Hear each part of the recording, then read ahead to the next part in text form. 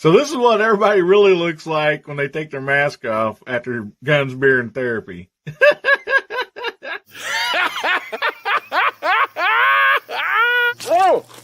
Oh my goodness. Try to take a shower here, guys. Come on, get out of here. Close your eyes.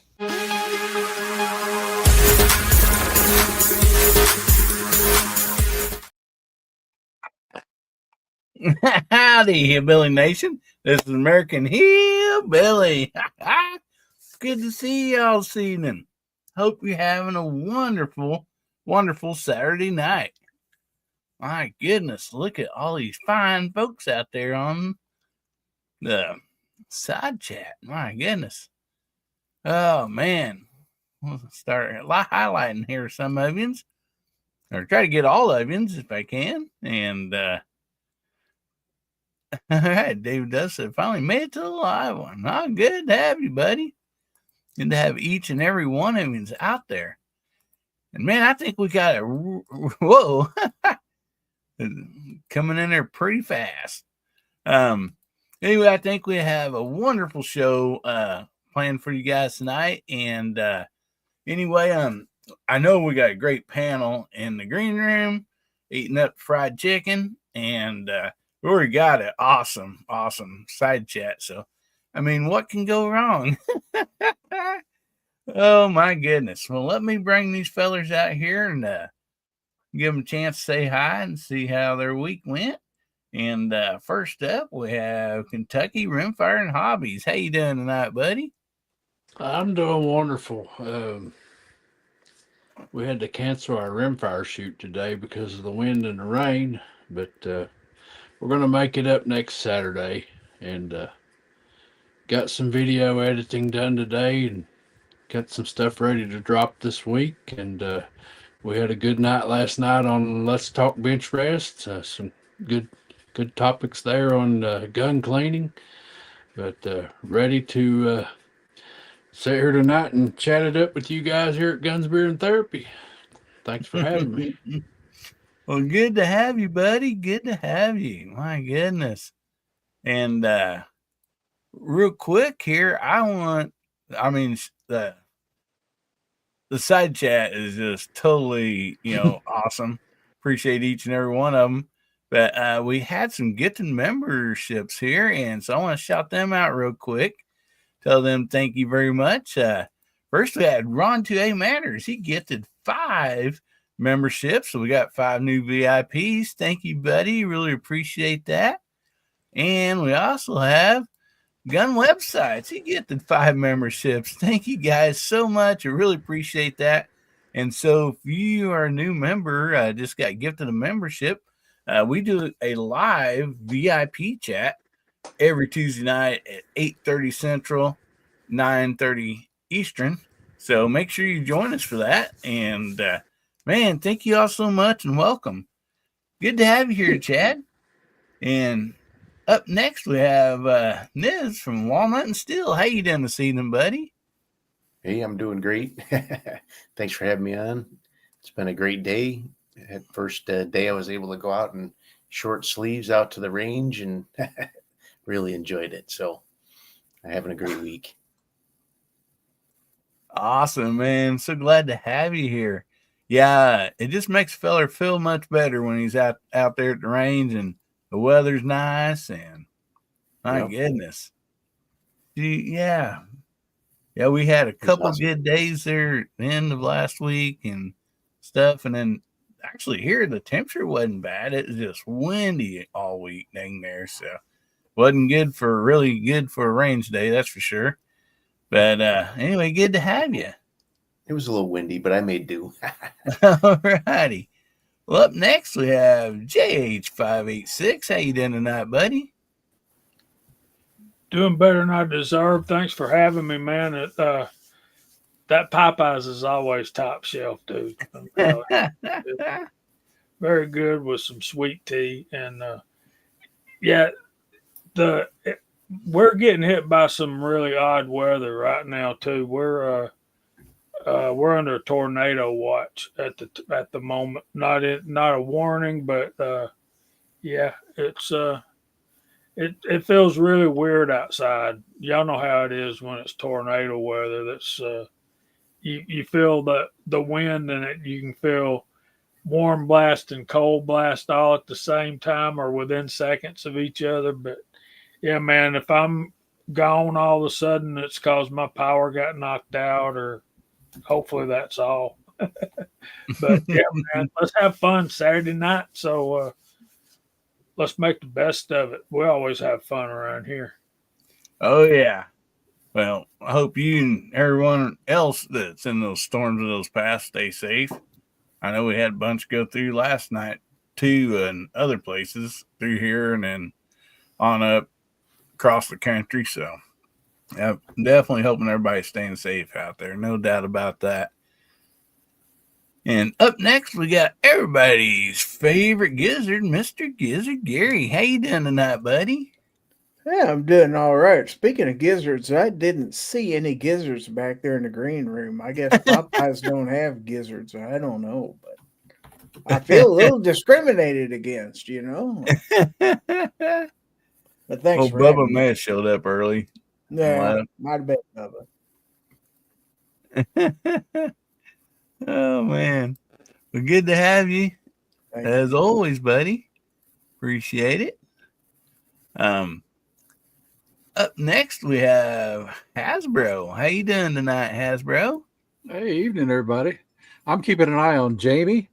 That's going to mess it up, isn't it? And for my daughter down there, there's some serious stuff coming his way. He's got he's right to have his head on a swivel.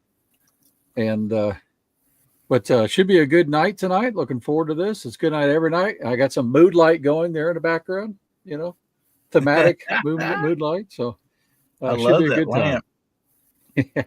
So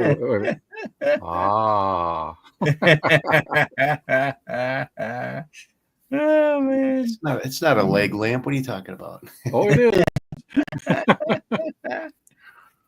It's I for love Jeannie. it. Oh man, yeah. Ozzy said you had tornadoes watch last night around midnight. Yeah, they're kind of hitting here, and like we lucked out. Like it hit us here, but it's kind of spread out a little bit when it hits the lake. And then once it kind of got past us, then like it really started forming back up, and same way down to the south, heading across there, and and I was like, ew, man, in Arkansas, and then of course it all moved up. All that stuff was coming out of the south. Man, I had to go out today and find stuff here and there that blew out in the woods and everywhere. I mean, this is pretty windy.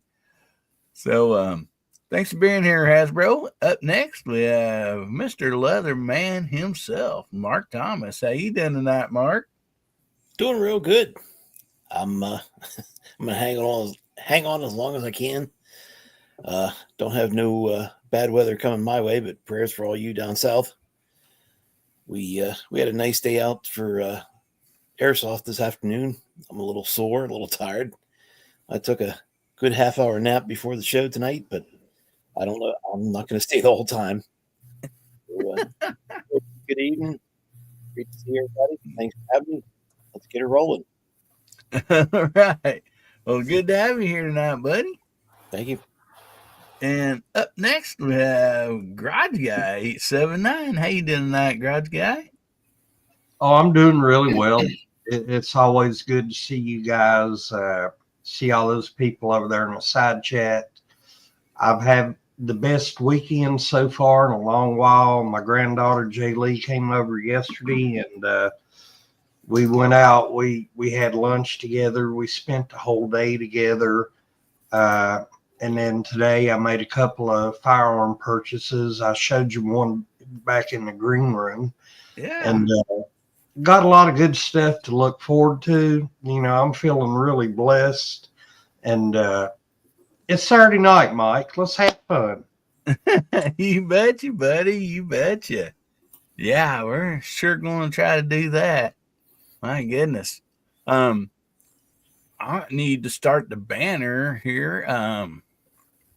Should have started it a while ago. But if you'd like to get in tonight's giveaway, you can type in hashtag HBN121, and that'll get you entered in tonight's giveaway. And tonight will be the skinny purple/pink knife. So anyway, we're still going to get this away. I know for probably the rest of this month, and then we might switch to another color. But you betcha. So get those hashtags in if you can. And anyway, I appreciate each and every one of you. Oh my goodness. So we do have a few topics up for tonight. And I most usually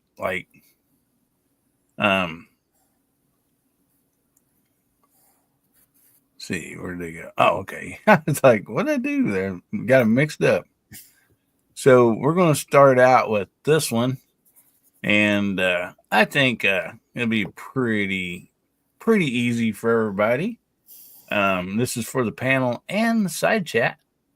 And also, don't forget, tonight we will be doing the giveaway for the month of February. Yeah. So we'll be doing a giveaway for last month's. And how you get entered in that is if you're subscribed to my channel and on any of my videos, in your comment, if you just put, I want to win, somewhere in the comment. And for every video that you do that to, your name goes down on a piece of paper. And every time you do that, you get another mark, and then we tally up all those marks for that month. And then about the middle of the following month, that's when we do the giveaway. So anyway, we have basically a new knife. We did give away one for last month, and pretty cool knife. So, but it is a little different than the ones we're giving away regularly. So anyway, I thought tonight we would talk a little bit about this. And the reason I put just name two of them, because I'm sure like a lot of us could go through and name several, firearms that we had the opportunity to get at one time or another, but then we just passed on it, or maybe don't own it anymore, and or actually, I guess no, the ones that you didn't ever own, that you seen in the at your FFL or wherever, and you're like, maybe a buddy had it and wanting to sell it, and it's like you passed on it, and then maybe a week later, it might be years later, you thought, oh my goodness, I shouldn't have done that. I really regret not going ahead and getting that. And so Kentucky Rimfire, we'll just start up with you. You can go around the room, buddy. Well, back when I wanted to get into long range rifle shooting, center fire, I didn't want to be like everybody else and go out and get a Ruger Precision. So I had my eye on a Ruger Hawkeye long range, and I was trying to do a little research on it before I pulled the trigger and bought one. And I talked to my uncle about it. My uncle's, I've been around him my whole life, and he's a gun nut, and he's a go-to person when I got questions about guns and stuff. And so I talked to my uncle about this Ruger Hawkeye, and he goes, "Yeah, that'd be a good one." And so a couple of days later, I go back to the store to buy this Ruger Hawkeye, and it's right when COVID started. So the gun was gone. Oh no! And I asked the guy at the gun store if he could order me one, because I'd made my mind up that's what I wanted. And he said he looked everywhere, and there was not in stock anywhere. And so I let the guy at the gun store talk me into a 6.5 Creedmoor Hiwa in an Oryx chassis, which I love the rifle that I got, but I still think I wanted that Ruger Hawkeye more. But the funny part of this story, or not so funny part of this story, is the next trip I made to my uncle's, he walks out and says, "Look what I got." So my uncle went and bought the rifle before I could. Oh I no. bet he didn't give it to you either, did he? He did not give it to me. That's the first thing out of my mouth. Did you get that for me? No. Oh man. Yeah, that's rough. Well, my goodness. I thought he was gonna say Justin bought it or something. He wouldn't do me that way. Just my uncle. Only family, huh? That's right. Oh man. So how about you, Nibs? Boy, I buy every one that I see. That's all there is to it. Well, there's a few. I wish I'd bought an M1 M1 Grand way back when they were only $500 or $600, but so I still don't have an M1 Grand. But there's one gun that's very interesting. It's still at the store that has it or had it, but it is a Walther P38 that actually is a World War II vintage Walther P38, and it has a bunch of other materials that go with it that actually prove that that gun was presented as an award to a German officer by Adolf Hitler himself, and Wow. he got the Bronze Star or whatever it is that the Germans give for valor, like our Medal of Honor. And that Bronze Star's with it, and the book with a bunch of pictures, and they want $39,000 for it. So Woo. I'm still saving up my cans and bottles for that one.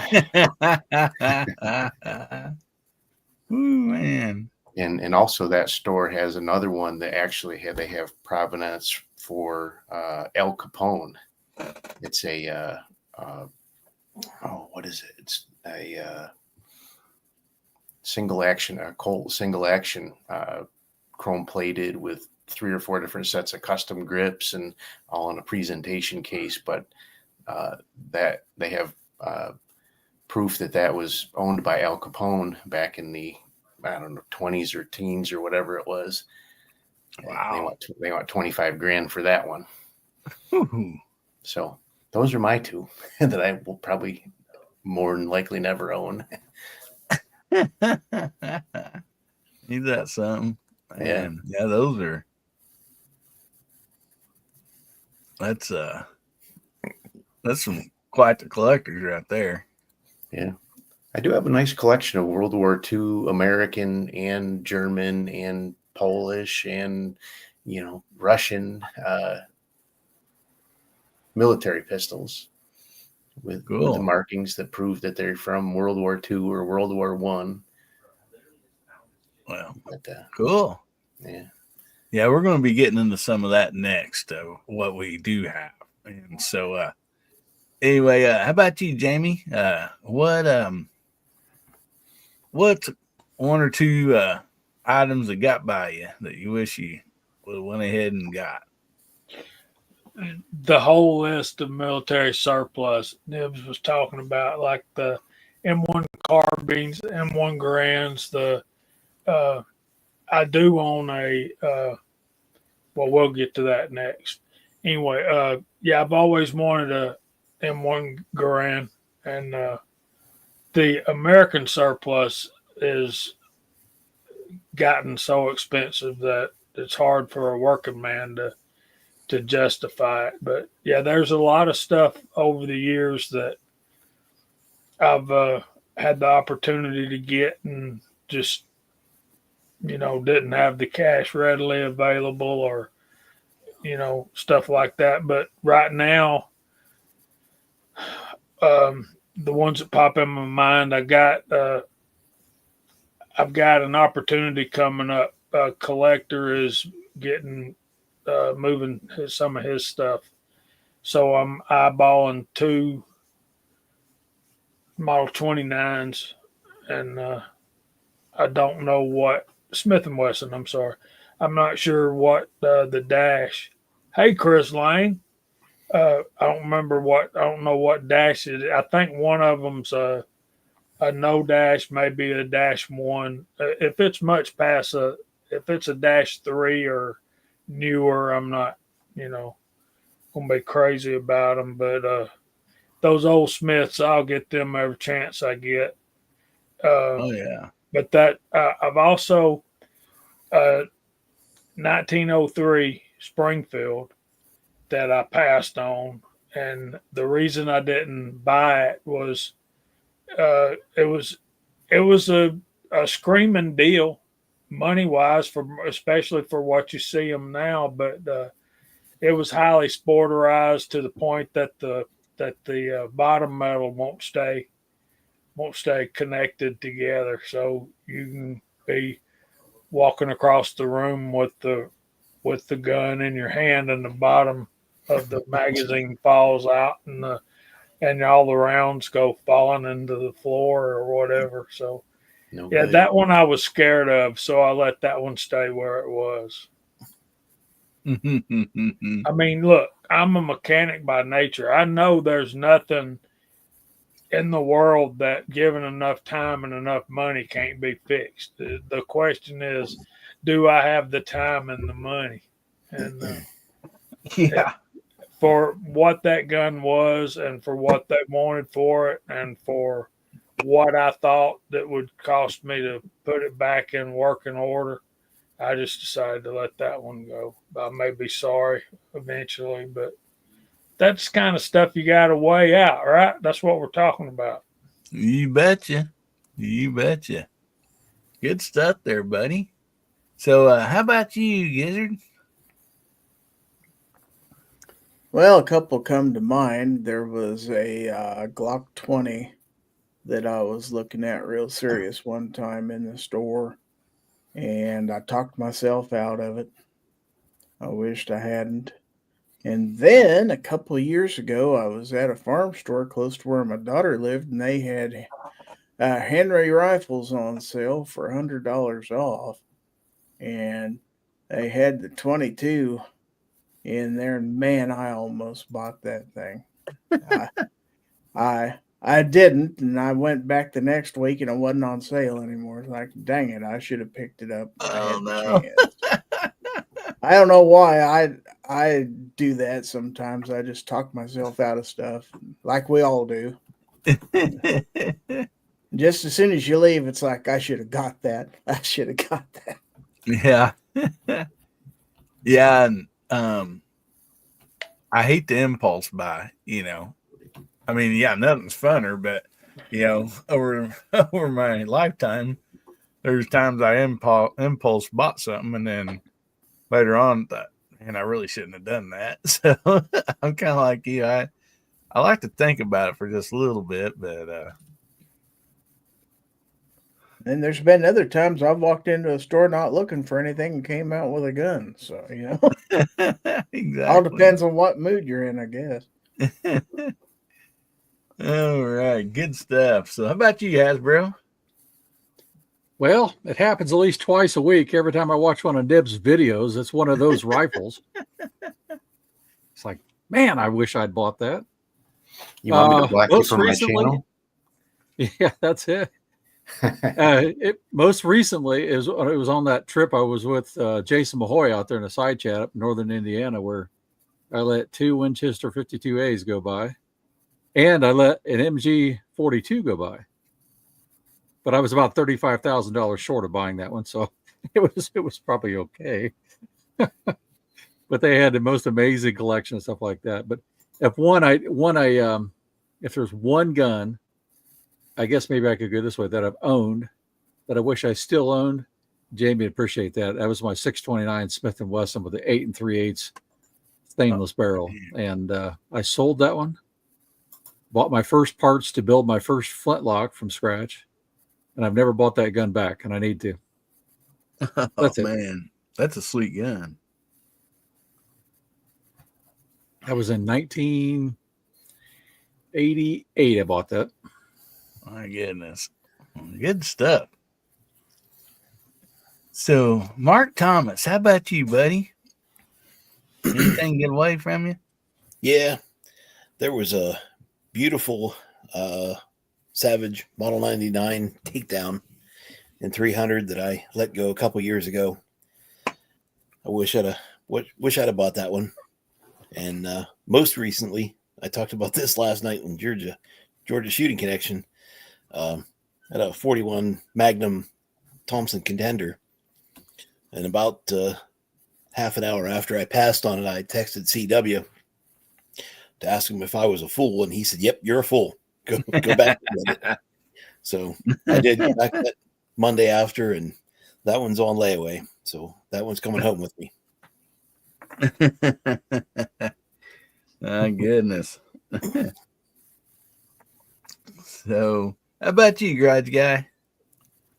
Well, there are two models in particular. The one was a single shot I saw in a local gun shop about 3 years ago.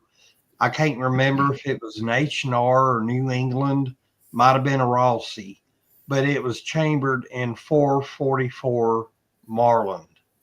And I'm sitting there like, why would I need this? What would I do with it? And I'd never seen that ammo around here anywhere until a few months ago. But yeah, I wish I'd went ahead and got it anyway. And the second one would be any pre-1991 Marlin Model 60 rifle. As we all know, when they had the assault weapon ban under Clinton, a lot of firearms kind of went by the wayside, and that's when Marlin went from the 21-inch barrel to the 18-inch barrel. And all these old Marlin 60s, the Linfield 60s, I find one, and if I think it's going to be worth it, I would have picked it up. Now they're like unicorns. Somebody's got a good one. They're going to want they're going to want a lot of money for it. And I'm like, no, but still yet, I love those Model 60s. And all those that I overlooked over the past several years, I regret it. There's a lot of squirrels over the lifetime that did not like Model 60s. You were right. Model 60 claimed the life of a lot of squirrels over the years. Sure did. Oh, man. Oh. You betcha.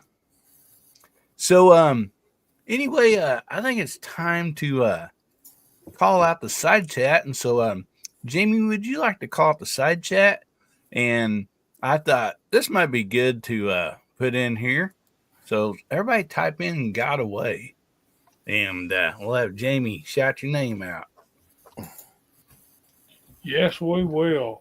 So since Hillbilly come up with it, he was first one in.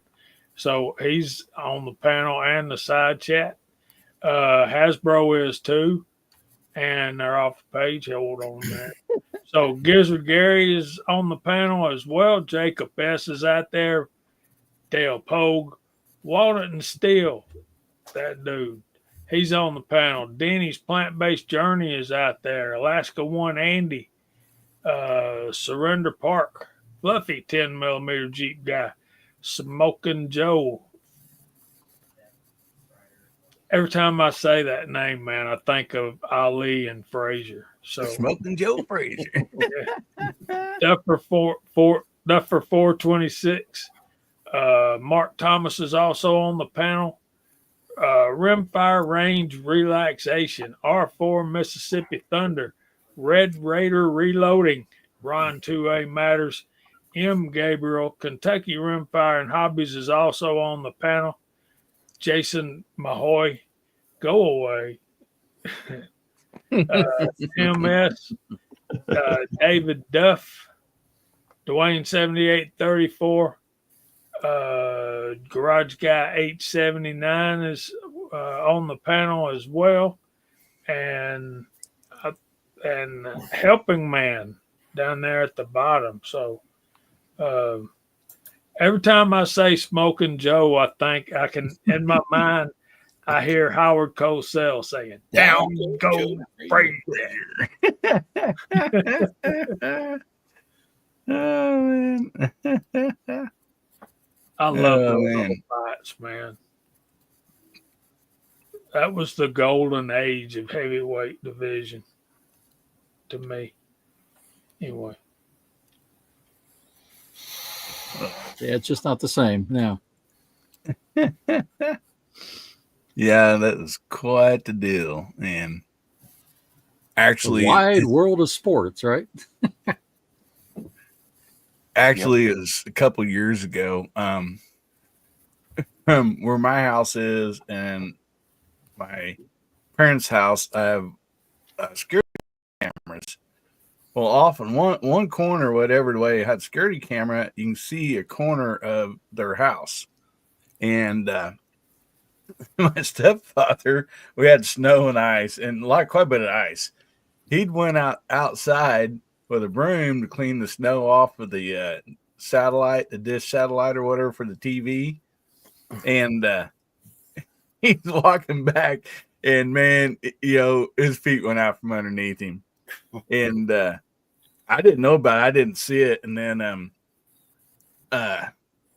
just I don't know, 5-10 minutes later, he goes, "Did you see me fall out there?" And I'm like, "No." I said, "No, I didn't." And so anyway, I went back and looked on the security camera, and over in one corner you can see it. So I recorded it and zoomed in, and I did a little voiceover on a little video. And was like, "Down goes Frazier," and I'm like, "He's getting up." Nope, he's back down. He's getting, because he started to get up, and his hand would slide and go back down. But yeah, that is like an all-time iconic, saying, and just, awesome. But man, glad everybody's out there on the side chat and in the panel. Make sure your hashtags in, hashtag HBN121, and we'll be doing a giveaway here in a little bit. So we're going to move on to the next topic, and I'll go ahead and bring this up and let you guys, give you a second to read it there before we start in. So when I did that video, it came out today when I was just talking about investments and stock market and stuff. It got me thinking, and I'm like, there's so much more investments, and so it kind of led me to this. Your or Second Amendment investments, and that can be quite a bit. You can invest your time or whatever. Even fighting for the rights and all that, which we shouldn't have to do. But anyway, so I'm kind of thinking, firearms, ammo, reloading stuff, and so on like that. Something that you bought and maybe at the time you didn't buy it for an investment, or maybe you did, but now, if it's a week later or, 20 years later, how's that investment, working out for you? I mean, was it a good investment? And so, I'm a big believer in this, I think, at least that's what I tell my wife every time if I buy something. I'm like, it's an investment, sweetie.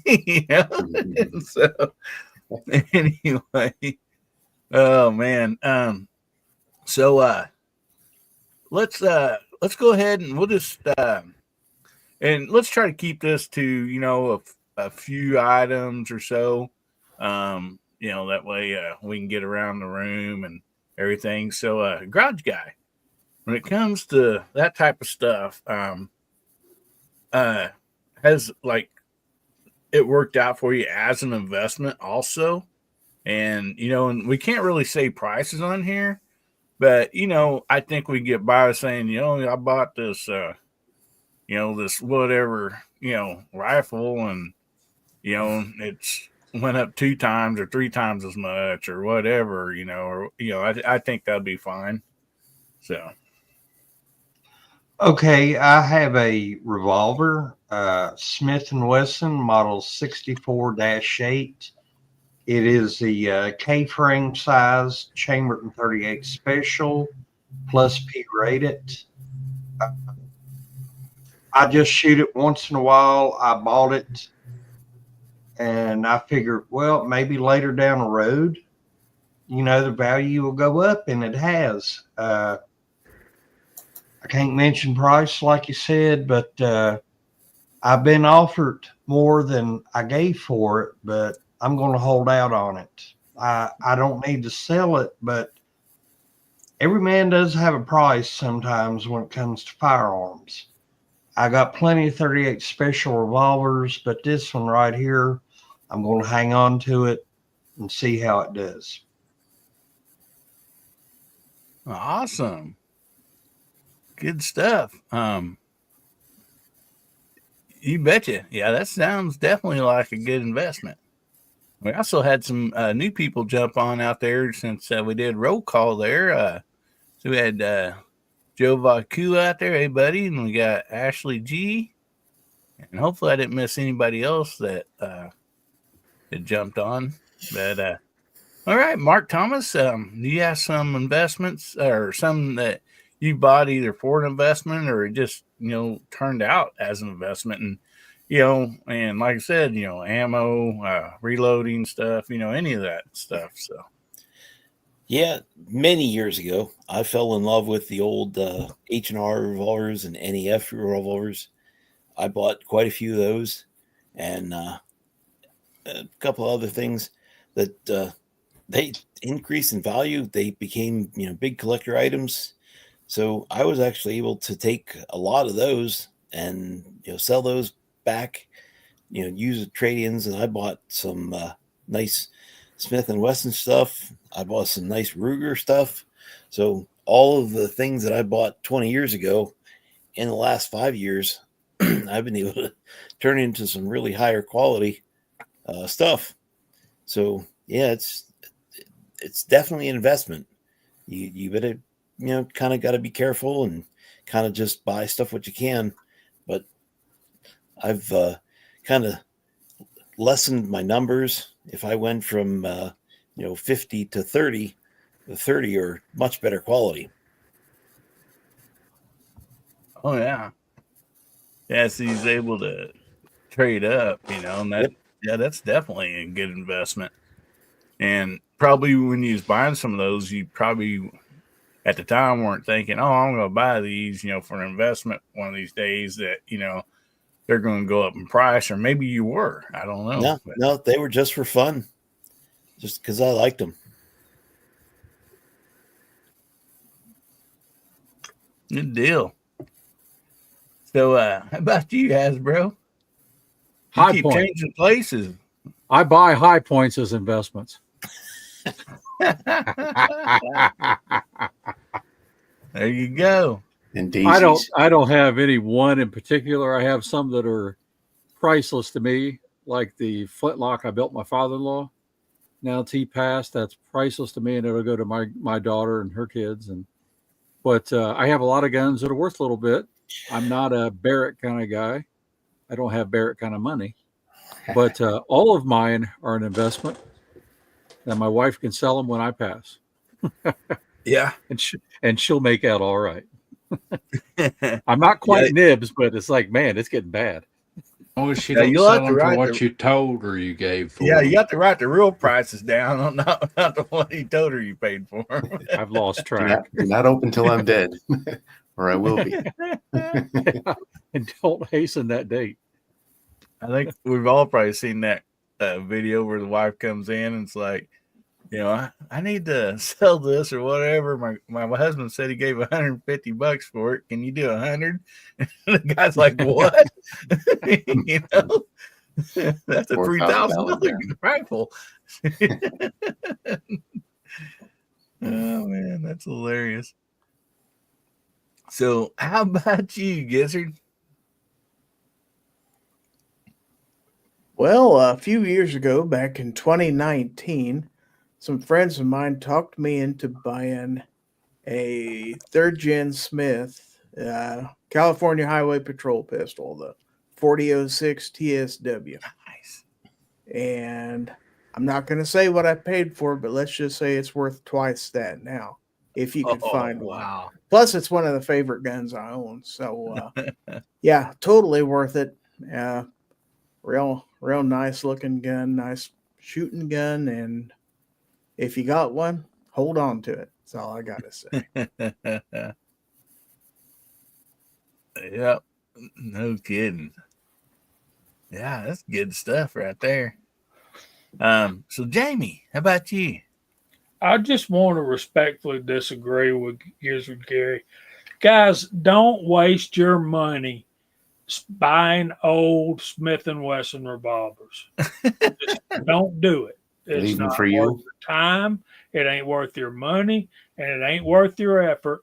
Just leave the old Smith and Wessons alone and buy the newer ones. If you've got to have a Smith and Wesson revolver, buy the newer ones. They'll fix it if anything goes wrong with it at Smith and this, that, and the other. So that's my advice to you on investing with firearms. So just don't bother with the old Smith and Wessons. I have several guns that are worth 3 to 4 times what I paid for them when I bought them, and none of them's a Smith and Wesson revolver though. Like this, I have a Finnish M39 Mosin Nagant made in Finland. It has a Sacco stock and barrel, and it was in fairly rough shape when I got it. I've refurbished that gun, and I think I gave I've seen it at a gun show for twice what I paid for it, and not as in a good shape as mine is in. One of the ways you can tell the Finnish guns is they only built them on the octagon shaped receivers that they had from the Russians. So if somebody's trying to sell you a M39 Finnish Mosin and it's on a circular receiver, then they're hey Bubba, Hey, buddy. they're All right, what's up, guys? Mhm. Go on about the Moses. Go ahead. Go ahead. My mouth's watering. Go. well, I'm trying. Yeah, but if they trying to sell you a Finnish Mosin with a circular receiver, they're basically peeing on your leg and telling you it's raining. So don't do that. What we were talking about earlier about ones that got away. Y'all remember the Model 39 Marlins, the lever action 22s? I had a guy trying to sell me one of those, and I almost bought it. And now I see what those any gun with a JM stamp Marlin is. Yeah, that's what people are asking for those things is ridiculous. But yeah, that's another one that's not worth your time, money, and effort to Just scrounge leave them up. all for Jamie. Yeah, save them all for me. Yeah, swing by and pick them up. Don't worry about buying them. Old Smith and Wessons, yeah. Yeah. There's a lot I'd like to have, no doubt about that. Um, So, Garage Guy's got a comment. Finland was part of Russia at one time. So how could you tell the difference? There's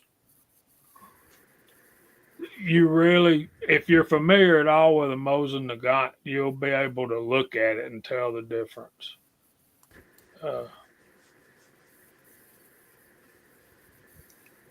Yeah, that's a good one helping, man. yeah. Model 13 and the Model 14s are rare birds indeed.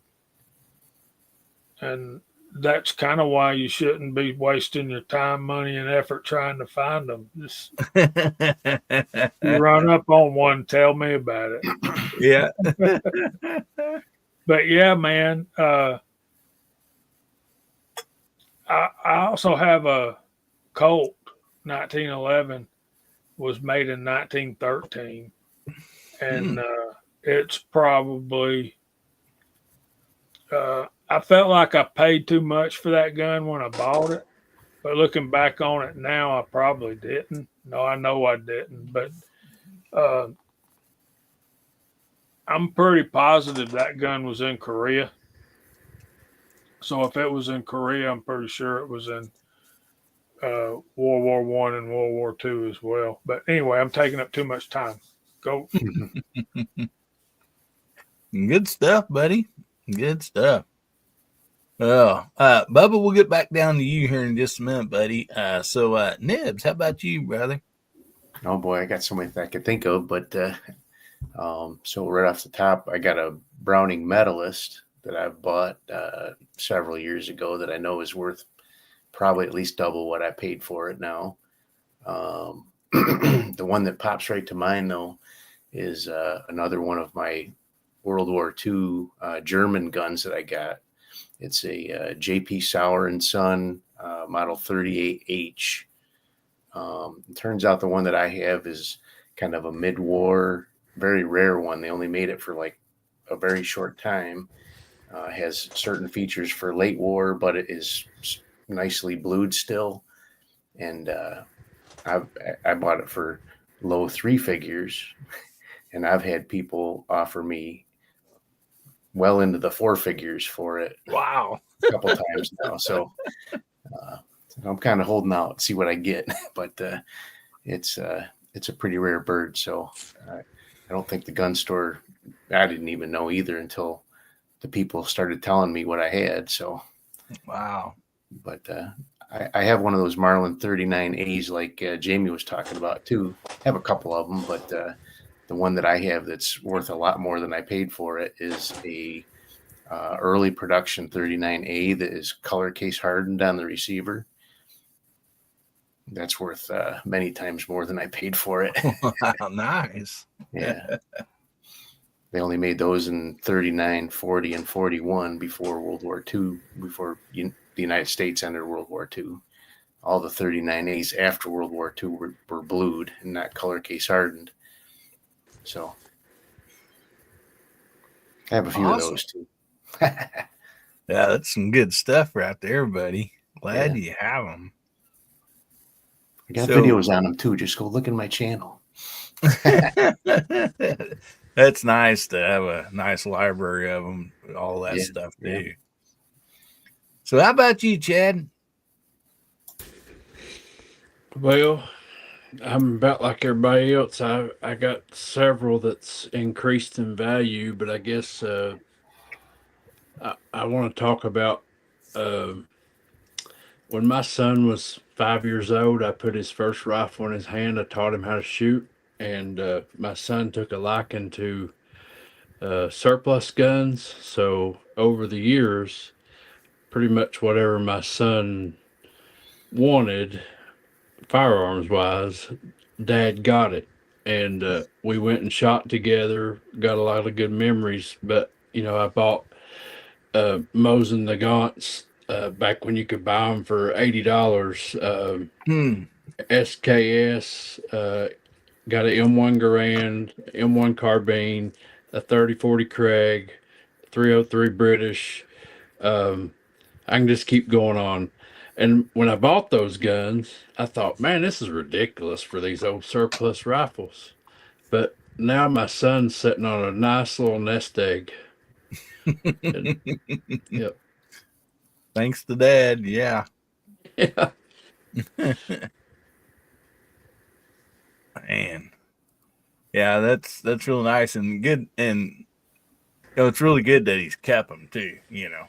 Oh, yeah, they won't go nowhere.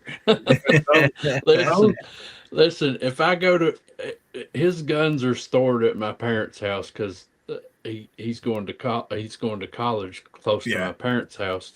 And if I go to my parents' house and I walk up to the room where they're stored at and I mess with something, he comes in and he knows immediately that something's out of place.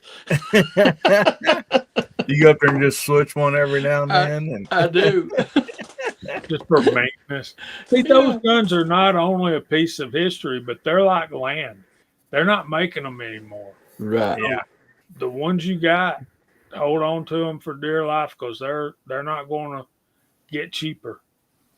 yep, that's for sure. No kidding. Wow.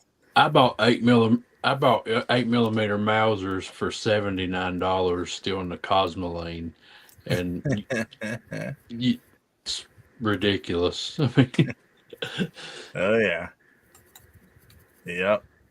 No kidding. I mean, back then, who would have thought that the value, on all that stuff, that the SKs, all that stuff would have, jumped to what they are. But supply and demand, and when you can't get any from the supply, people demand them, and the price goes up. So, all right, Bubba, how about you? Welcome in, buddy. Good to see you this evening. Good to see you guys. Good to see you guys. You're going to have to re-clarify this question because I'm not 100% sure what you're asking here. Okay, basically, as you consider like firearms, and even ammo, reloading stuff, or whatever, an investment, and have you purchased something or even got something give to you or whatever that has actually worked out, turned out into a good investment, and you're glad that you have it, and it's definitely something that's gone up in price, and so in other words, it would not only it's something you use or maybe or whatever and stuff, but it's actually an investment, financially wise. Well, I ended up getting one of them. All right, well, I've got like 4 actually. If I don't count the 16 center, if I do count the 16 center, I got 5. But I bought a Ruger Wrangler for 25 cents. And it only took a little bit of tender love and care on that sucker to get it firing just right. But it was one of the Super Wranglers, and I didn't know that, so I got that for 25 cents, and it sells for what, $230 right now, $225. So that was a quick turnaround. And then I bought a 308 about 5 years ago with my Savage, and I bought it for like $200. And I didn't like how we're talking beans, right? Yeah, beans. Yeah, about 200 beans. And I ended up reselling that sucker for about 800 beans because the price on it had went up. I didn't know that. It was a 24-inch barrel, and I got it for 200 beans, and guy wanted it for 800. I was like, all right. I don't really like how this thing sits, so I mean that's not going to bother me none. And then I bought that Mauser that I got, the 1942 Mauser. It's actually a battlefield pickup. I think I got it for, what was it, 50 beans? 50 or 75 beans. And right now, I think it's, last time somebody wanted to buy it from me was like 800 or something beans. So that's a quick turnaround, but I ain't going to get rid of it. And then I got a 7.7 Jap that still has the chrysanthemum logo from the Imperial Army on it. I got that for 10 beans, and I guess the guy just didn't realize what he had or whatnot. So I've got that. The only thing I need for that's bolt and the stock, and I can probably flip that sucker around. But, Other than that, we always got the 16 center, that 20 gauge I got for 16 beans or .16 beans. Mm-hmm. But as far Hey, as investment, Second Amendment's always an investment, man. Everything to do with Second Amendment's an investment.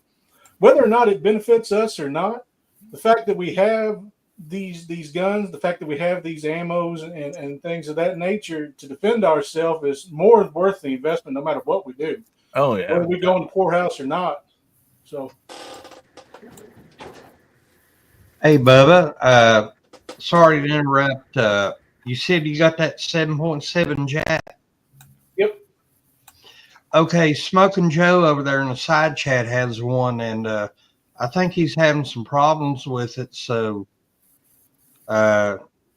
maybe Joe can, in the side chat here, ask you a question about it or whatever, and maybe, give a little advice. I'm just. Go ahead. He can email me if he wants. He can ask me about it. I don't know too much about it. I just know that it's one of the last Imperial ones that they didn't file the chrysanthemum off of them. Right. But Okay. I mean, like I said, I mean, and the barrel's not even shot out of this one, and it's crazy because it's dated 1939. So All right. as far as I know, I think it's a Type 99. Yeah, it's Type 99. Cool. And before we go on to the giveaways, make sure you get your hashtag in, hashtag HBN121. And G-Webs while we was talking about this, had a question out there. So we'll bring that back up. Says, question, how do you protect your investment in firearms stuff? For example, original boxes, they add so much value. But how many people keep those? Cleaning, do you shoot them? Do you buy accessories that often add value? So if anybody would like to address that, and also we had somebody else jump in here. We got Patriot in the Dark. Hey, buddy, how you doing? We also have Tommy Boy out there, and we have Surrender jumped in a while ago. Now, hopefully, there's not anybody else I missed, and if I did, I apologize for that. And there's Boom. Good to have each and every one of you. So, you guys want to address any of this, or I mean, As far as protecting investments and stuff like that, like if I was to get, let's say, if I bought that Mauser, right, and it came with the original, like, I don't know, World War II case that it would normally have come in, I probably would have kept it. That's something that it would be worth it for at least a history museum in case something happened or whatever, or a new museum wanted to start. It'd be nice to keep it. Plus, it's just you got to think of all the people who have died in wars and all that stuff. That's sentimental value anyway. Like, it should be honored, stuff of that nature. So yeah, I mean, I would definitely keep the boxes and stuff like that. But if they're just going to send me like in a cardboard box that says, "Hey, this is a Mauser wrote in Sharpie," I'm not going to give two craps. You know what I mean? yeah, Original ammo bags, ammo stripper clips, all that stuff. I'd keep every last bit of it, even if they don't function. Just to say, "Hey, man, this thing saw some action." I love stuff like that. I'm a big history buff. yeah. So anybody else? Yeah, a lot of these vintage guns, the paperwork, like the paperwork when you bought it, and boxes that the gun came in, do add value to the gun. They really do. So if you can keep that stuff, do it. But as far as the milsurp guns, like what Kentucky Rimfire and what Bubba's talking about, there's a lot of milsurp stores out there that you piece together kit to go with them. So like if you've got a K98 Mauser, you if you can get the sling for it, the oil can, and all that kind of stuff, it'd help. It increased the value a little bit. And we're also not even including the bayonets and stuff. All those all have serial numbers, by the way. They all match. I mean, you're looking at a fortune. Yeah, the bayonets and the frogs that go with them, all that stuff. And if the numbers don't match, it's not the same. But yeah, guys, if y'all will excuse me, I'm going to bed and get ready for church tomorrow. I hope y'all go to church tomorrow too. And I want to thank y'all for having me and putting up with me. Appreciate y'all. Night, Jamie. Night, Jamie. Thank you very much, buddy. Be safe out there.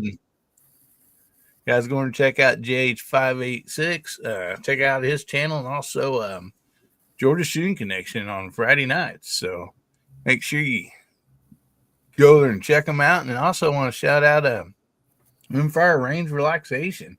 He gifted 5 memberships. Thank you so much, buddy. That's very awesome. Really appreciate you guys doing that. And we also have Lead Mining 44. He jumped in. And Rimfire Dave. Sorry I missed you guys a minute ago.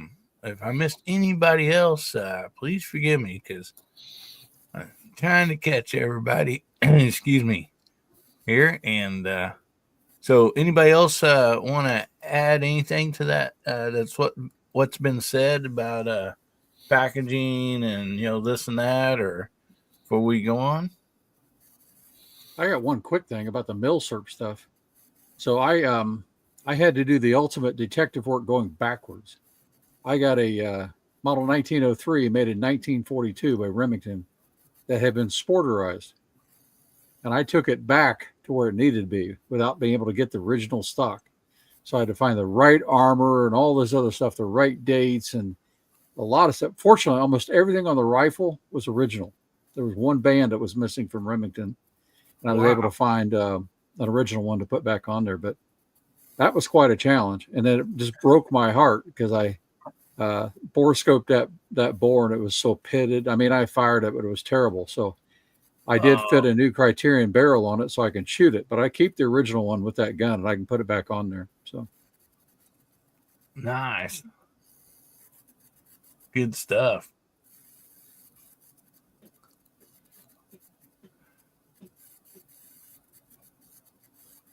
Oh man. Well, alrighty. If you guys jumped in, guys and girls, make sure you type in your hashtag HBN121. We're going to be doing a giveaway here in just a few minutes. First of all, and that giveaway will be for everybody here, in the panel, or in the side chat and panel or whatever that types that in. And but first of all, I want to bring up this right here, because if you don't know, we have a monthly giveaway. And so how you get this is the month of February that we'll be giving away tonight. And how you get into that is if you're subscribed to the channel and you comment on any of my videos, and if you add on your comment, I want to win, well, then your name goes down in a book right here, and then every time you comment, you get another mark there beside it and everything, and then those are all tallied up, and they're put in a wheel, and we spin for the winner. And so what we have for the monthly giveaway is this here. Now it is a skinny knife. It does come in a leather sheath, whereas these other ones do not. It also does have the belt clip, pocket clip on there and everything. It does not have the glass breaker. That's one of the differences. But this right here has like a, flip it over here, like a blue wood inlay And so it's a nice knife. And then, of course, it opens the same and got the same style blade on it. And so, anyway, that's what the winner tonight, the monthly winner, will be getting. And let me put that back up here, and we'll bring up this wheel and see who the winner is.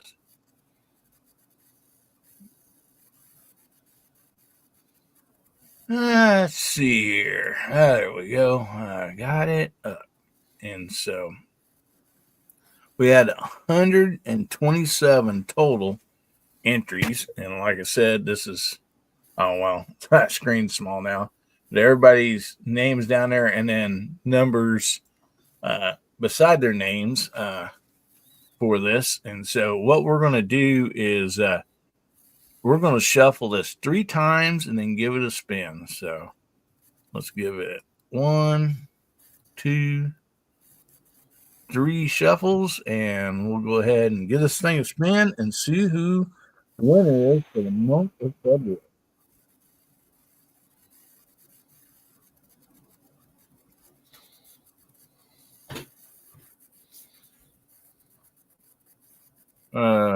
What happened? Oh, there it is. That was weird. They never did pick a number. Or did I miss something? I don't think it did. That defaults to Hasbro, right? Yeah. All right. Okay, they're back in order. 1, 2, 3, all the way to 27. So let's try this one more time. 1, 2, 3 shuffles and give this thing a spin. There she's going this time.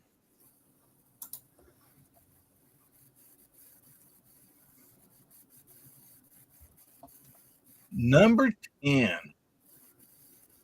Alrighty. So let's look on here. Alrighty. Now you do have to be present to win, or we'll have to spin again.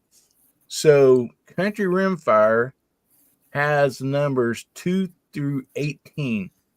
So Country Rimfire, are you out there, buddy? We'll give you just a minute to say if you're out there or not, and if not, we're gonna have to spin again, buddy. He already commented. There he is. Yay! All right, good deal. Good to see you, buddy. I wasn't for sure you was out there or not, but then now I've seen you. All righty, good deal. Excuse me. So, buddy, email me at AmericanHillbillyUp@gmail.com and name and address, and we'll get that sent right out to you, buddy. Congratulations. Let me get your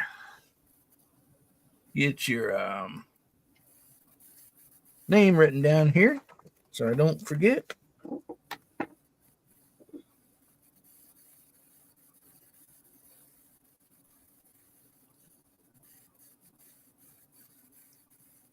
All righty. So awesome. All righty. Congratulations, buddy. I hope you can use a new knife. I know I can never get too many knives. I do know that. So anyway, see, I think we got 10 minutes till the bottom of the hour, and that's most usually try to do the giveaway. So let's see. I'm gonna find a real quick topic we can go through here. Oh yeah, this one will be fun. It'll be quick. Favorite place to eat at? And Chad, Kentucky Rimfire and Hobbies. Let's go ahead and what's your favorite place to eat at? And I guess it can be just a mom and pop spot, or it can be a chain restaurant or something. And that also goes for everybody out in the side chat. Have my address on here? Is your address on here? Yeah, because I like to eat at home. Oh. I travel so much for a living. I'm so sick of eating out. But I guess if I was going to go somewhere and eat, it's going to be a Mexican restaurant, probably. Mexican restaurant. Alrighty. Any certain one like Taco Bell? No, we got one here local called Mi Hacienda. Oh yeah. Good stuff. So how about you, Nibs? What's one of your favorite places to eat? Well, it's not particularly because of the food, but every Sunday, just about every Sunday after church, me and my family and a bunch of other families from the church go over to this little place down the road called the Knotty Pine. They have good food, but it's more for the fellowship. So that's my favorite place to go. Just regular American fare, burgers and steaks and some seafood, some pasta, Good stuff. Yeah. All right. So how about you, Gary? Well, let's see. How do you define it? The place I eat most often, or where I'd go somewhere special? However you want to. It's your favorite place. Kentucky Fried Chicken. I'll never go there. Yeah. Now, probably the place I go to with my daughter and my son-in-law every week, which is a local Mexican restaurant called Anita's Mexican Restaurant in El Dorado, Kansas. But if I'm going somewhere special, like my daughter and my son-in-law, who, just to shout out, their 17th wedding anniversary was today. So I gave them some money so they could go out and eat, and they're going to Texas Roadhouse. So awesome. And I like Texas Roadhouse too.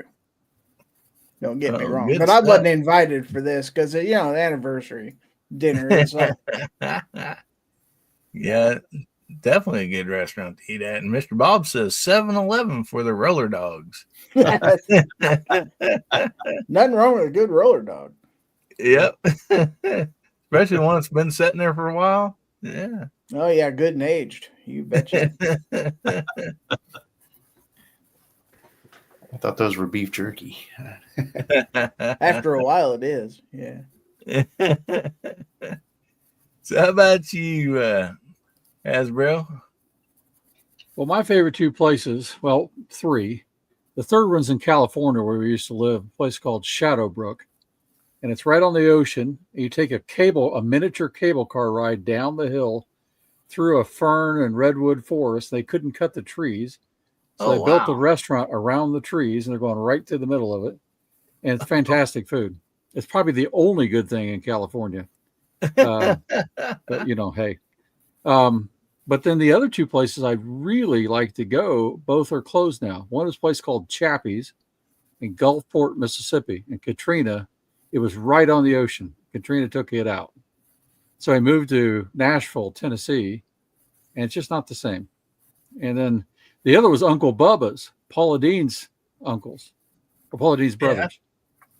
Yeah. And that is awesome in Savannah, but that's closed. So even though it's crowded, there's another place, and Paula Dean's restaurant's fine. I can't remember the other one. There's another one right there that's really famous, but I go to Savannah if I really, really want to eat. Some amazing places.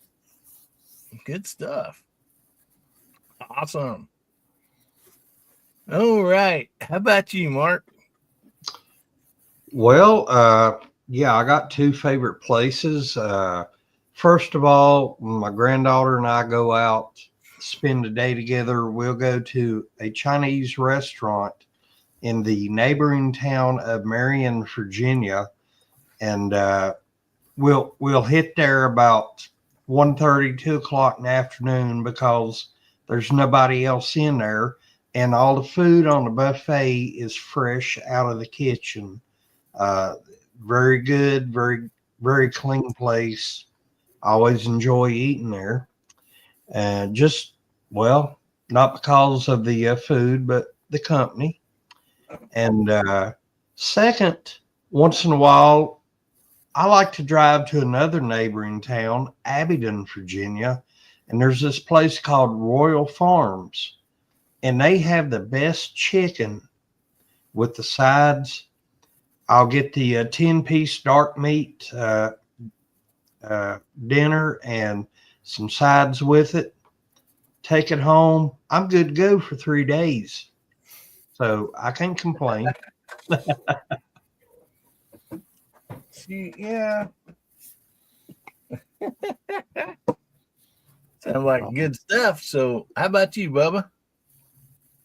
I have two restaurants that I like, and I can't really rate either one of them better than the other, so I'm just going to say both of them. One of my favorite places to eat is Sake Blue.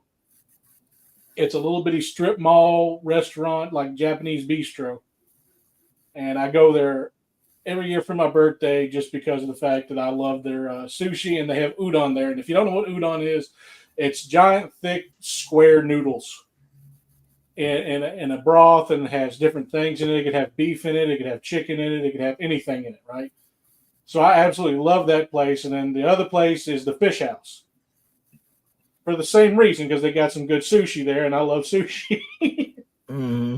But those are the only restaurants I actually like to go to, and I'm not a fan of any fast foods, really. I don't like Taco Bell. I hate with a passion KFC. Cannot stand it. Cannot at all.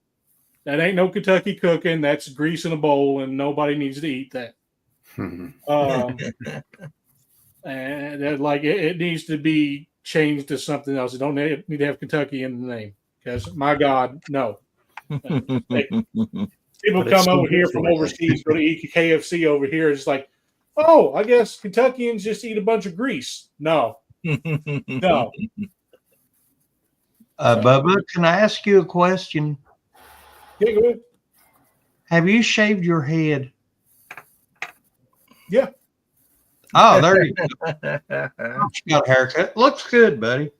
I cut it like 20 minutes before I got on. Fresh Second I haircut. got off of work, I was like, I'm cutting my hair. It's kind of freaking me out. He's trying to look respectable. It's just not right. Yeah. I only look respectable because I shaved. That's about it. Other than these. But yeah. I'm bringing the chops back. I don't care what anybody says. You betcha. Well, for me, I really like seafood, and so especially, you get down around the coast, where you got some fresh stuff, and being around Texas and actually Hasbro, I'm pretty sure, I'm almost positive I've ate at that place there in Gulfport that you're talking about, and Chappie's. It is good stuff. Yeah. And then I've been all around Florida, one coast around the other side and back up. And to my surprise, I found some really, really, really fresh seafood in Mobile, Alabama. And it was always good there. And then, of course, Key West, places like that, you can go just, in a lot of places you can go get it right off the boats, people out there fishing, they'll sell it, bring in stuff, they'll sell it to you. And,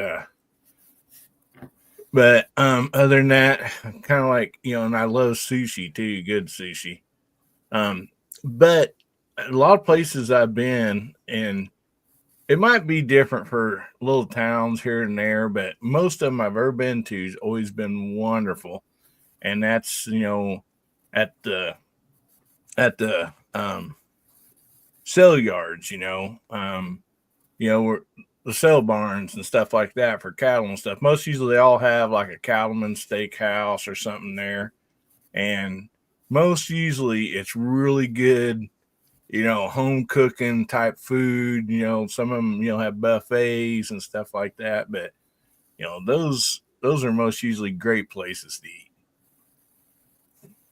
Yeah. You mentioned that Chappie's there, Hillbilly. The thing I really like, they had a lot of just amazing food, but they had they do steaks right. They're aged, they're seared, they're grilled, they're just perfect. But then they have this like creamy sauce they put on it, and in the sauce are a bunch of little teeny crawfish that are shelled, so they look like little teeny shrimp. And that combination is the best thing in your life. I mean, it's amazing. Yeah. It's like a béarnaise sauce or something. Yeah, that's the kind of thing. Yep. Yeah. And you betcha. Yeah. Good stuff. So let's go ahead and give these folks something to win here. So make sure you get your hashtag HBN121 and we'll be doing a giveaway. So let me bring this back up here on the screen. And we have the giveaway tool. We have 28 people entered. And we'll give everybody just a quick little minute here to get your hashtag in if you've not already. And then we also had some out there in the side chat. We had some good stuff too. Patron Dark says anywhere I don't have to do dishes. And we got Sam's Pizzeria, Union River Pot in Maine. Oh man, never been to Maine, but I bet there's some good lobster and stuff up there. Chester Fried Chicken Truck Stop. Yeah, béarnaise sauce. Yeah, yeah, that's to some roller dogs. You betcha. Yeah, for an anniversary every year, that's Ames. She wants me to make a good steak with béarnaise sauce. So that's most usually what I cook here at home, for her. Yeah. Oh, nice.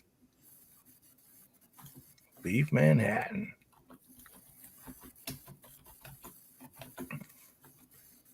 Oh, that's cool. Middle of the bridge. Hideaway pizzas. Ah, good stuff. All right. So let's go ahead and we'll give this thing a spin here and see who the winner is. And like I said, tonight it'll be the skinny pink/purple skinny knife. And so anyway, somebody like to give me a countdown. We'll give this thing a spin. 5, 4, 2, 3, 1, go. All right. See, Moondog got in there. Hey, buddy. And hopefully Ozzy did.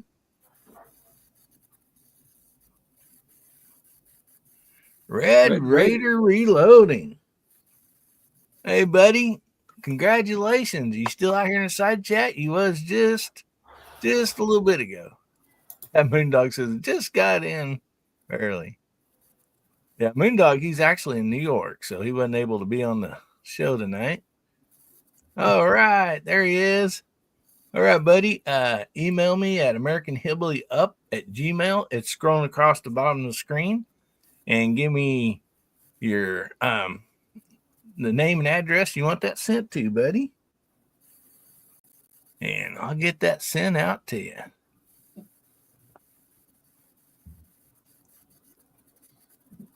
All righty, I'll write your name down here real quick so don't forget.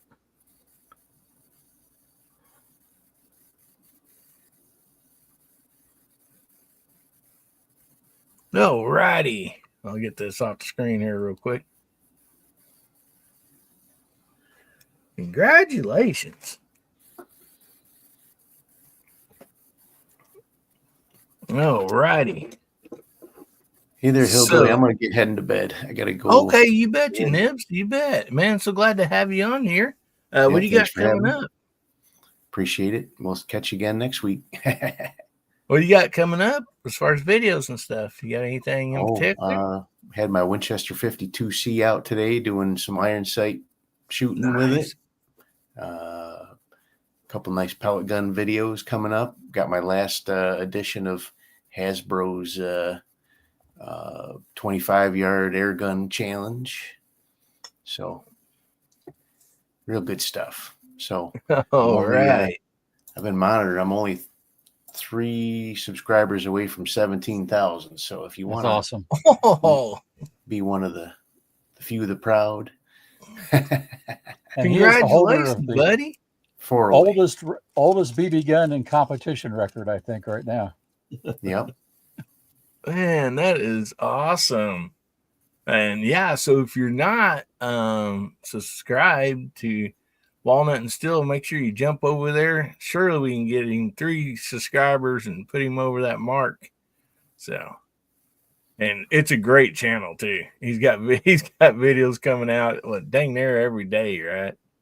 Yeah, I just announced the other day that I'm gonna maybe cut back to 2 or 3 a week, but so far I've got enough backed up right now that I'm just still putting them out mostly every day. So, My goodness. but yeah, appreciate y'all. We'll see you again soon. All right, buddy. Well, See you, you have buddy. a good one. Thanks for being on tonight. Awesome. All righty. Well, we got one more topic. Does anybody else need to jump out right now? Or everybody want to stick around for one more topic? I'm probably going I'll to stick pop around off. one I need more, to get gonna- some sleep for church. So I'll talk All at right. you guys later. All right. We going to see another the good, the bad, the Bubba this week? It'll be next Sunday. Next Sunday, we'll have another one. Awesome. I'm doing every other Sunday for the next few weeks until I can get set up to where I can do it every week. Okay. So every other Sunday. Okay. But, Good deal.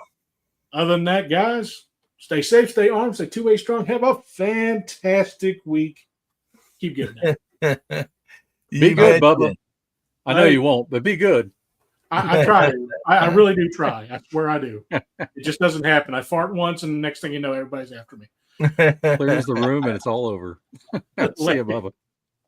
Good night, buddy. And go check out Bubba Triclops Ballistic and sub if you're not. And he's going to be getting back to making more videos again. And he had a little time off of the videos due to a job change and stuff. So anyway, hopefully this summer he'll be able to get back and do some more. So, all righty. Well, you guys ready for the next topic? Yes, sir. All right. Let's see. Oh yeah, I thought this one would be kind of fun too.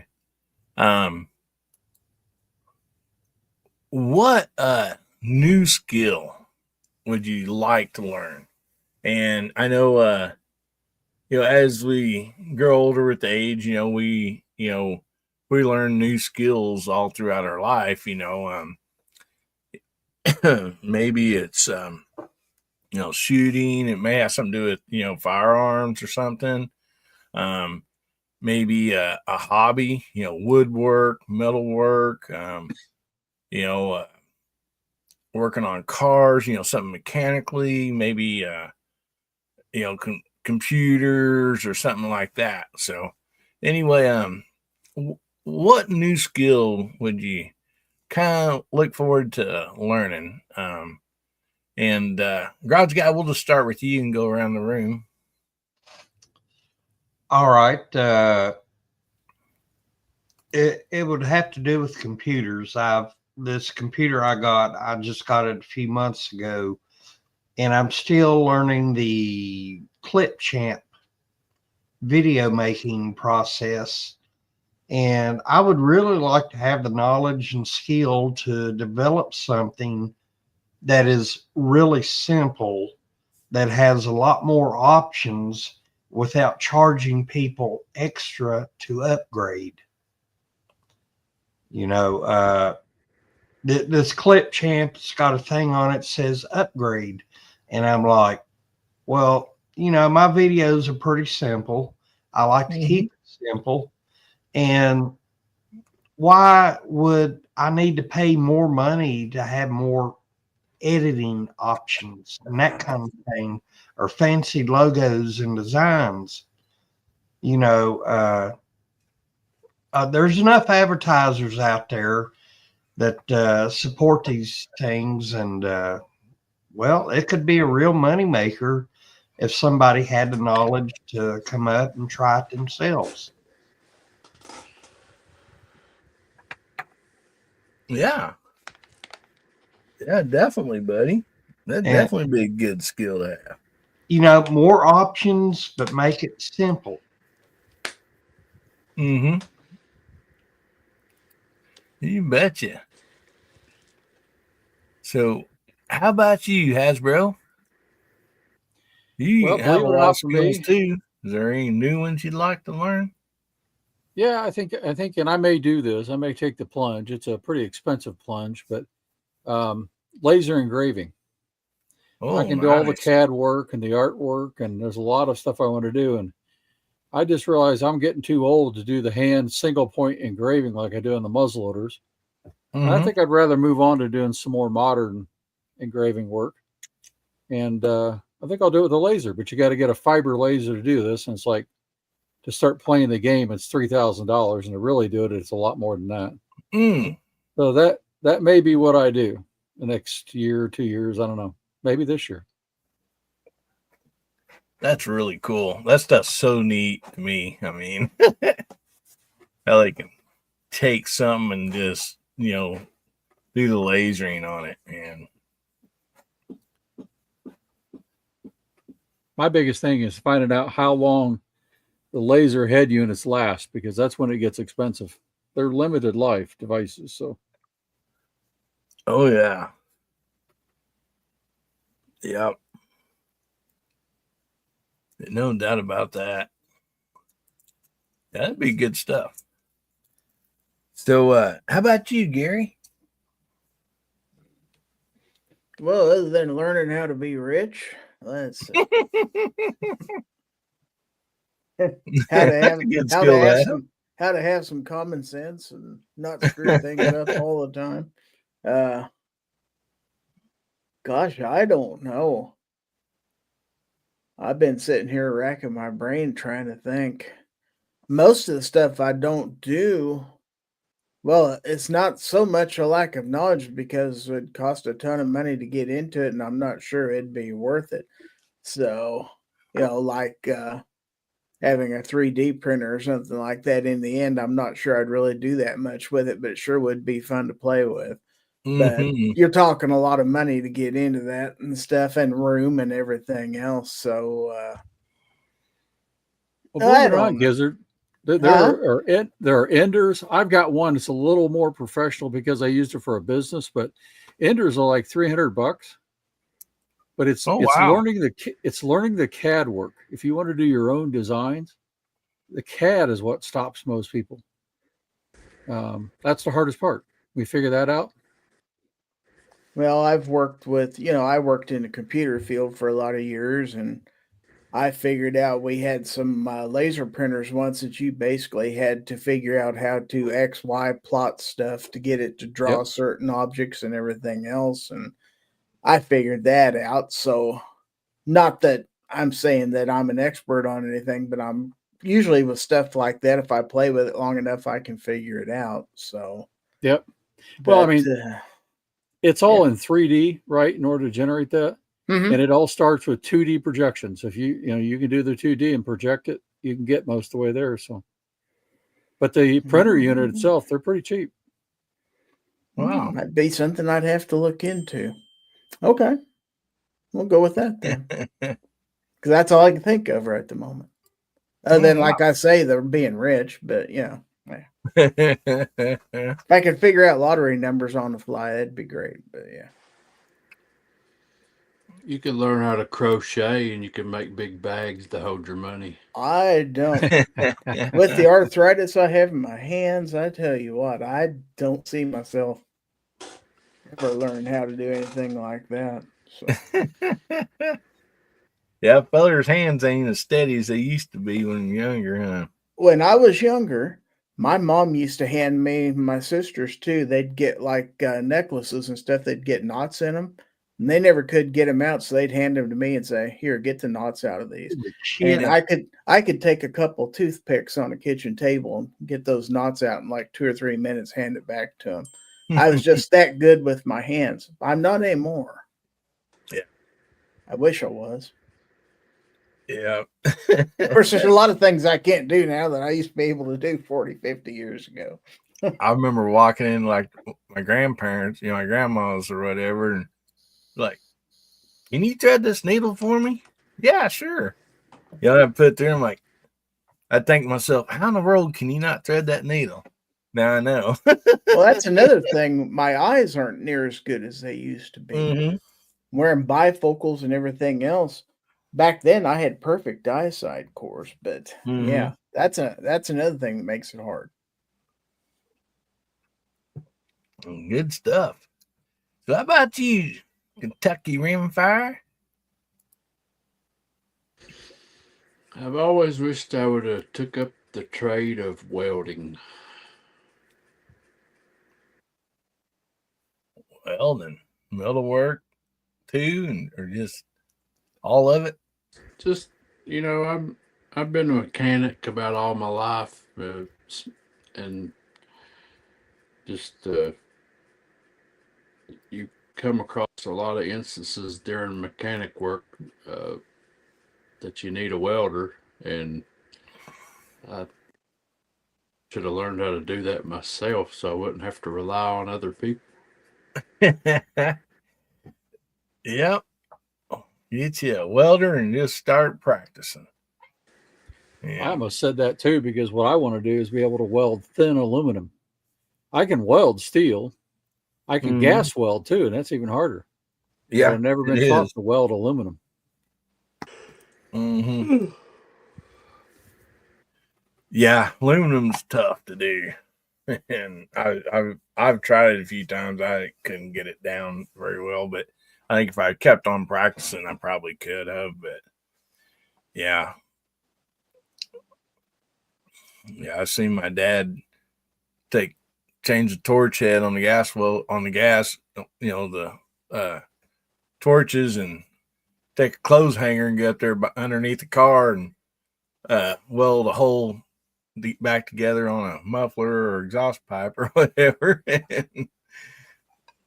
So I was like, man, I want to learn how to do all that stuff. And so, but I lucked out. I mean, my dad had a garage and everything. So, I got to do that. And Ozzy said he started leather work as a hobby when he was 58. Been doing it for 6 years now, and said may turn it into a money gig after he retires. Yeah, I mean, dog, yeah. There's a difference between welding a nice bead and then actually doing a bead that holds together. Yeah.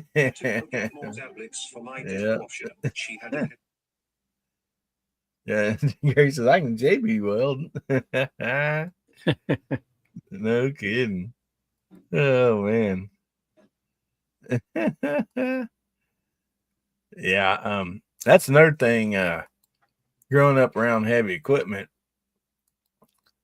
When you weld something on that, you better make dang sure it's going to hold, regardless of how it looks.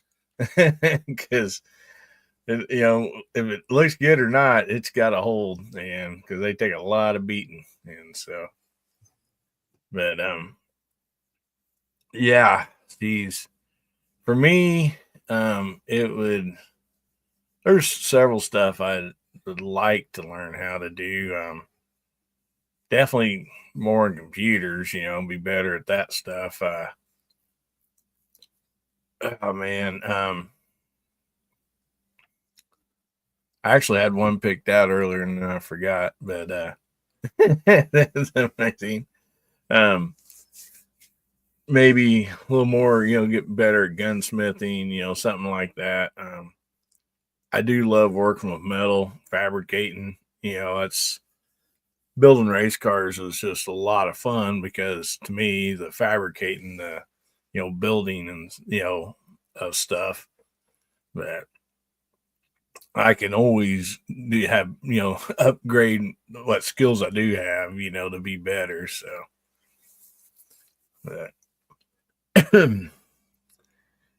So, see, Garage Guy, we'll just go ahead and start back down with you and go around the room and tell us what you got coming up and everything and plug whatever you'd like to. And same way for the side chat. If you got something coming up on your channel, please put it out there on the side chat and we'll highlight it for you. Okay. This coming week, I have a new video up on a new revolver, Charter Arms Pathfinder 22 Magnum. It just seems to work really nice. I like those little rimfire revolvers. If you notice, I'm not mentioning the T word because I had 3 of them in a row that didn't work. So I went to Charter Arms direction, and that video should be out this coming Friday. Oh, nice. Good stuff. And as always, I enjoy being on here with you guys, seeing everybody over there in the side chat. It's always a lot of fun. And I guess I'm going to go ahead and get off here. The wind is whipping up pretty quick, and I got off here just a minute ago. Something pulled up in my driveway and made a noise, and it was a rescue squad.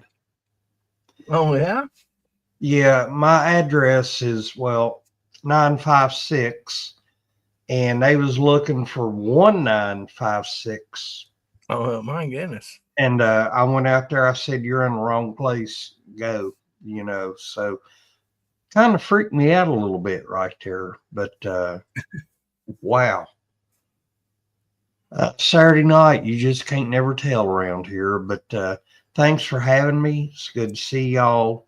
And I hope to catch y'all again next time. Oh, yeah. You bet you, buddy. Thanks for being here, and looking forward to that video you got coming up. And guys, go check out Garage Guy 879 and subscribe if you're not already. Great channel, and appreciate you being here, buddy. Take care and stay safe. That weather going around. So, and Hasbro, what you got coming up? Well, we're going to be finishing up the St. Patrick's Day Challenge, the BB and 22 long rifle challenges. And if you guys don't know about them, it's between now and the end of the day on Monday. This is the one you shoot at 25 yards with an air gun or 50 yards with 22 long rifle. It's addictive. I was going to delay because the weather's been so bad here. I was going to delay and not finish the contest, but we have so many entries. I'm going to finish the contest on Monday, and I'm still going to shoot this thing because I'm going to clear that sucker if it takes me another $200 in ammo. And then this is the indoor BB gun one. I've shot a lot of these. I got a lot of video in the cam. I don't know if I'm going to release them or not. I've done so many now. Crazy. We're going to give away a lot of stuff. Okay, so everybody that's out here on your show, everybody that's your audience in the chat is going to be able to win some stuff. We're going to do just like we did before. And thanks for you letting us come on your show and do this BB gun stuff and 22 rifle stuff. Then we're going to give away some stuff. But for the people that shoot the contest, there's going to be at least 2 different guns, air guns, by the way, YouTube, air guns, given away. One will be a Christmas Wish Red Ryder. Ron Eastman won one, and he said just to save it and give it away again. So it's all ready to go. Nibs has a Crossman 760, which is a BB or pellet gun. And there may be one other really good one thrown in there yet. We'll see how it goes. And then I've got knives, and you know these, Hillbilly. Oh, yeah. So I'm going to give away this one. I just got it as a demo, so we're going to give away that one, not used. But our good buddy Jason Mahoy out there in the audience sent me 4 of these. Nice. Okay? So these are Kershaw knives. They are really nice. They're 416 stainless, spring-loaded opening. I'm trying to be careful so I don't cut myself here. They are really, really nice knives. And there's 4 of them. So I got to check with him, but I think what we'll do is we'll do 2 for the contestants and 2 for your audience. Oh, and give away these Kershaw knives. They are really, really nice. I want one myself, so I may not take myself out of the drawing for that. Awesome. And then I'm going to give away 2 of these, okay, as well. So we should have quite a few prizes. You got a really good chance by shooting the contest. Your opportunity to win is just shoot the contest. You can get a negative score like Hillbilly did. He's the record holder, and you're still going to get a chance to win. You betcha. Yeah, that's going to be a lot of fun, and we'll do it right here next week on Guns, Beer, and Therapy, right? Yep. Yeah, so, all righty. Well, good stuff. Go check out Hasbro, and subscribe if you're not. Always a great channel over there. Always good stuff. And Gizzard, before we get to you, see, we had some people throw out some stuff out here in the side chat, and see, R4 Mississippi Thunder says he's going to bring back his Guns from the Past series. Should have a video out this coming week.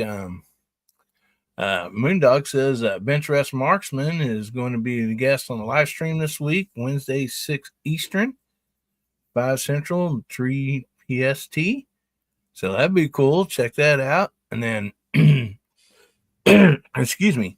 And Ron 2A Matters. He's got I think 5 videos up.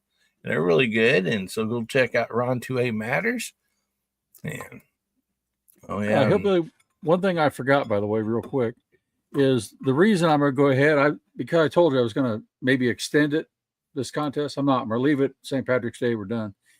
But that, we have a lot of contestants. That's one thing. But primarily is because I want to focus on getting some videos done out there for our good buddy Elijah, which I'm sure the big guy up there is going to tell us about.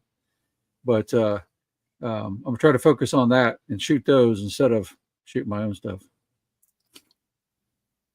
All righty. Good stuff. And say hi to Chad Kelly out there. He said he just jumped in real quick to say hi. And good stuff. So Gizzard, what do you got coming up, buddy? Oh, let's see. I got a little show on Monday night called Foul Territory. That's at 9 p.m. Central.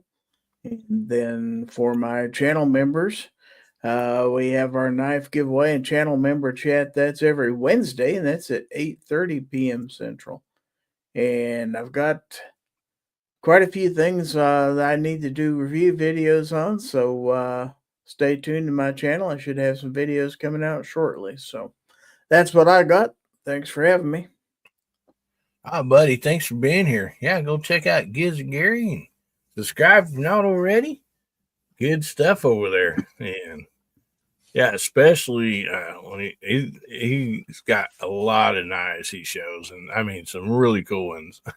And so yeah, every time I see him do a video on knife, it's like, oh man, I really want that one.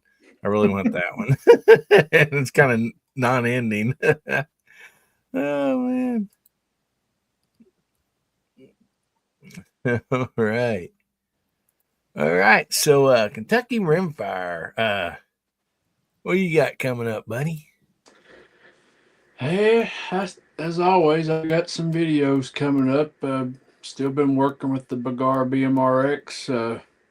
Working on a video, editing it. I shot it at 100 yards and done extremely well with it at 100 yards. And just released the video this week of us shooting it at 50 yards and done really well with it there too. But I shot the March Madness target with that rifle, and I stunk it up bad twice. And I didn't realize it when I was shooting the gun. The thread protector out on the end of the barrel was working its way loose, and oh man, it changed my barrel harmonics. Wow. I mean, it was. I've used that excuse before. It works. No, it seriously. After I threaded it back and tightened it up, I shot it at 100 yards, and you can see for yourself what it done at 100 yards. I just dropped a short before we got on here tonight. Yeah, so Friday I'll look nights for we have the Let's Talk Bench Rest with Kentucky Rimfire and Hobbies. We've had 2 shows so far, and those have went extremely well. And looking forward to bringing some more good content to you next Friday night. And guys, this target that Hillbilly made, and uh, Hasbro and I. Uh, Elijah has reached out to us all in email, and he's expressing his enjoyment of seeing you guys shoot these targets and your videos that you're sharing. He Mike at Long Rifle shared a video with him to put out on his channel, and if you haven't seen that at Day at the Range, go check it out. It's extremely funny. Yeah, it is. Hillbilly also donated him a video just to keep some content going on his channel. But he's enjoying every minute of it. And the best part about his email he sent out this morning was the bottom part of it. And I don't know if you guys paid attention or not, but it says that he hopes to be back in a week or 2. So sounds like he's on the mend, and I can't wait to see him back out there on the range so I can continue to give him a hard time. And hopefully we can get that Kentucky trip planned out with him too, and we can get together and shoot together. But yeah, go shoot the March Madness target, and if you're looking for the target, go over to Hasbro's channel at hasbroshide.com and print the target, shoot it.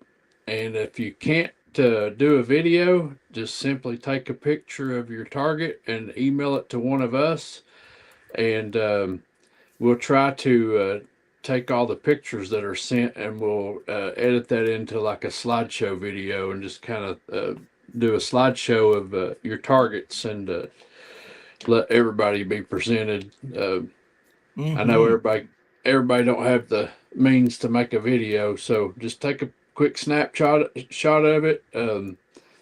No matter if you do good or bad, because let me tell you, I shot 2 this weekend, and one of my scores was a 5. Yeah, It was awful. So, but anyways, I enjoy being on here every Saturday night, and a lot of good talk in the side chat. And Hillbilly, I appreciate everything you do, and appreciate you having me on here, and look forward to the next one. all right. Well, good to have you on here, buddy. And everybody go check out Kentucky Rimfire and Hobbies and subscribe if you're not already. Oh man, yeah, it's good stuff. Moondog says 5. Great to hear. I can match that. Yeah. I should shoot it with a pistol. Yeah. So far, I've not seen anybody ace it yet. Have you guys? It's people's been close, but Boom No is the Pro closest. come real close. yeah, Yeah. there's been a couple of them that's come close, but And yeah, I think Rustic Rimfire come real close. I think he only dropped 1. yeah. I get my new range bench this week. I'm going to give it a run. You betcha. That's awesome.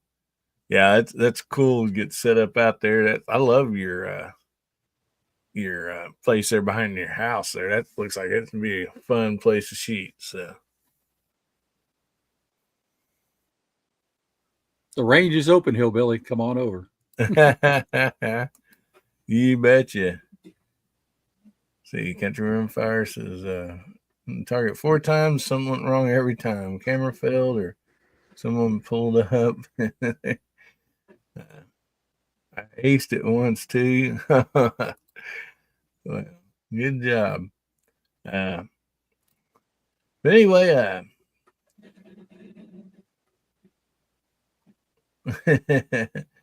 ace the Hasbro target too. Huh? Awesome. Yeah, Robin Parker jump in here late. Good to have you, but we're just now winding the show down. we do start at 9 Central. Be glad to have you back. And so, anyway, I want to thank the VIPs of this channel. Their money that comes in for their memberships, that's what we use for the giveaways. And so, we do this, to try to make your day better. So all these VIPs, every time somebody wins, they are making somebody's day better. They're winning a knife or whatever. And so, very thankful for each and every one of them and everybody else that shows up here on Saturday nights. Appreciate each and every one of you. You guys are awesome. Real quick, before we go too, we'll be right back, but we have a commercial here. I am gravely disappointed. Once again, you have made me unleash my dogs of war. Howdy, everybody. How y'all doing? There has been too much violence, too much pain. But I have an honorable compromise. Just come join us. Saturday nights, 11 p.m. Pacific, 1 a.m. Sunday metric. Just join us, and there will be an end to the horror. Just join us. Alrighty. Make sure you check out Dan Foss later on tonight. Always a fun, great show. And especially if you're a night owl or if you're out towards the West Coast a little bit. The time, with the time change, he's doing it fairly, early for West Coast, but, for, especially somebody way over in the East Coast, it's, kind of late for them to make it, but always a fun show. And, so make sure you don't miss that. Alrighty. So anyway, I want to say goodnight to everybody. We thank you and love each and every one of you. And we're going to be leaving you off this. Remember, God, family, and country. Make somebody's day better, will you? And if the good Lord's will and the creeks don't rise, we'll see y'all again. Stay safe, everybody. Everybody